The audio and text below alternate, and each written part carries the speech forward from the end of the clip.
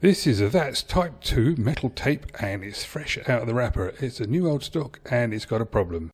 So this was a brand new tape, never been out of the packet, and the damage that occurred to it in the first few seconds of being played was absolutely horrendous. And I'm going to show you what I did to get around that problem and to make it all better again.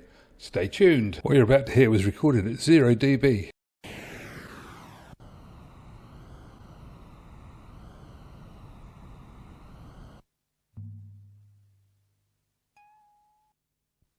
That's what the recording was like. This is what it looked like in Audacity, and this is what it should have looked like in Audacity after I fixed it. This is what we got. That's the same tape, 24 hours apart, and I'm going to show you exactly what I did.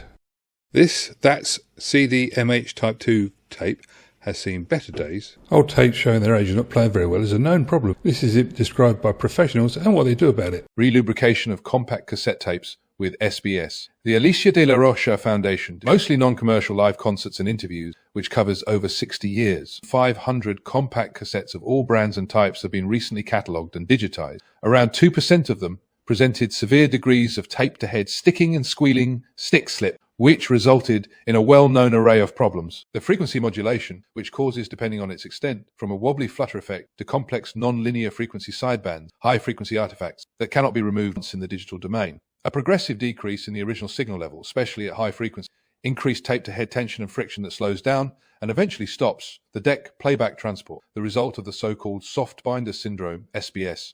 Let's start with our star of the show. That's CD-MH Type 2 metal cassette tape. This vintage gem hasn't aged gracefully. It's stiff. It's causing mistracking, railroading, and wow and flutter. These aren't issues unique to this tape. It's common for tapes to dry up and become difficult to play over time. You've probably had some that squeak and they do all sorts of weird and wonderful things. A lot of them just literally stop. You're playing them, everything's fine, and then they just stop. Now let's dive into the restoration process. Our secret weapon, silicone dry lube. By lubricating the tape, we can help it perform better and bring it back to life. So let's get to work and see if we can make this old tape sing again. Looking at the tape here, you can see there is a distinct fold, crease in the tape, which has been caused by it being dragged off over the guides. The route the tape takes looks simple, but it has to be accurate, and this is where it all goes slightly wrong, as you can see from this diagram here. And the result of that is that we've ended up with this trace on one side and this trace on the other. That is not good. This is what I did. I got a can and I sprayed it onto the hubs, which I did on both sides, but you see I actually soaked it slightly.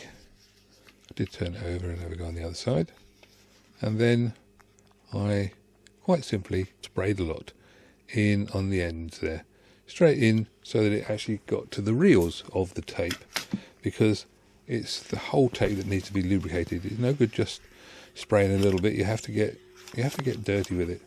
And having done that, what I then did was I put it in a safe place. Well, I put it on top of the cassette deck, and I left it there for approximately 24 hours. The purpose of leaving it is to allow all the propellant and other liquids such as that to evaporate and to allow the tape to breathe, because we want the lube. We don't want it stuck together with the propellant. So that's what we did, and before I put it in the machine to try it out, I gave it a quick 1-2, have a quick look over it, and give it a little twiddle with the pen just to make sure that nothing had gone wrong. And it was okay, so this is where I then decided to do this. Having made sure there was no reason, obviously on the outside, why it shouldn't work, I then put it into a deck.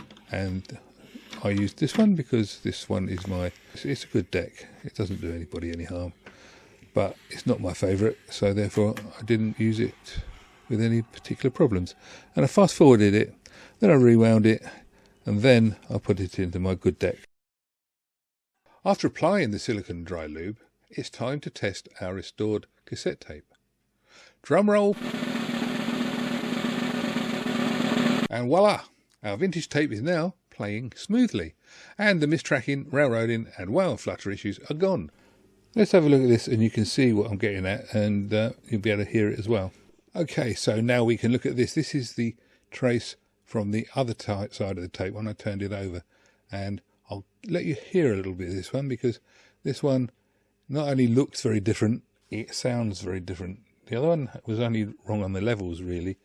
This one is very wrong in a way that, well, have a listen.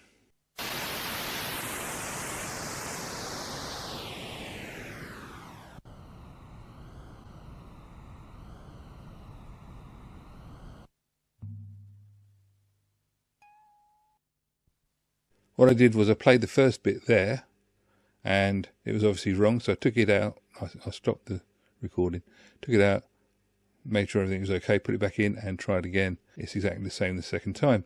And that was really not right. This is not the way it should be. This is what should have been good quality sound, and it wasn't. So that's why I had to do the repair, as in get it going. Now this one is what I ended up with, having done the repair. This was purely having done the lubrication. This sounds pretty good. I have heard people say there's possibly a bit of flutter on it, but I think that's more down to the OBS, the recording. So you can just hear the difference. I'll just play the first bit.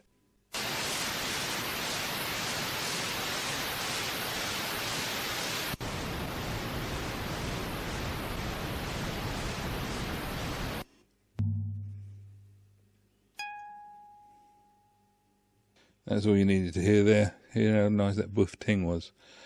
And that's the difference that lubricating the tape made. So I think it's worth it. A common problem with old tapes is that the splice at either end will dry out, so make sure you check that and replace it before it gives you problems, because otherwise it's a pig of a job when you've got to get the tape out from inside the cassette without taking it apart. Anybody who thinks that this is a bad idea, this is a document from a proper institute which does archival work for putting cassettes into digital, and they use good quality lube and they use good quality machines. I'll put a link to this site in the description. Just so that you know what we're doing here. Silicone dry lube helps with cassette tape restoration by reducing the friction between the tape and itself and the playback mechanism, so the heads. It also lubricates the hubs. When you're looking at a tape, you've got these bits here, red ones on this. They are rubbing on the cassette shell. They get dry, so you want to sort the problem out with that. Yeah, the tape sliding over itself is a problem. You've got pins and guides in there, and you've got guides on the machine, all of which the tape has to slide across smoothly. So this lubrication allows the tapes to glide more smoothly, preventing issues like mistracking, railroading and wow and flutter. Additionally, it can help rejuvenate or dried out tapes, making them more pliable and easier to play. It's a bit like putting the hand cream on your hands. You get to a certain age, you want to try and moisturise. Now, here's a few tips that you might find of use. To prevent your tapes from drying out in the future, consider the following tips. 1. Store them in a cool, dry place away from direct sunlight and heat sources. Now, it's cool and dry, not cool and damp, cool and dry. And number 2, keep them in their original cases or protective sleeves to minimise dust and dirt exposure. That's quite important because you don't want the mess getting in there. 3, avoid placing them near magnetic fields, such as speakers or electronic devices, as this can damage the magnetic particles on the tape. And 4, rewind the tapes completely before storing them to maintain even tension and prevent warping. That's something we should all do, and very few of us do. But if you do, more power to your elbow. And if you don't, try and do it. 5, periodically play or fast forward and rewind the tapes to redistribute the lubricant and keep the tape in good condition. Basically, what we're saying here is, if you use them, you're going to get better use out of them, because they go stiff when they're left. So by following these guidelines, you can help preserve your cassette tapes and keep them in optimal condition for longer. For more tech tips and tricks, until next time, keep it simple and have fun.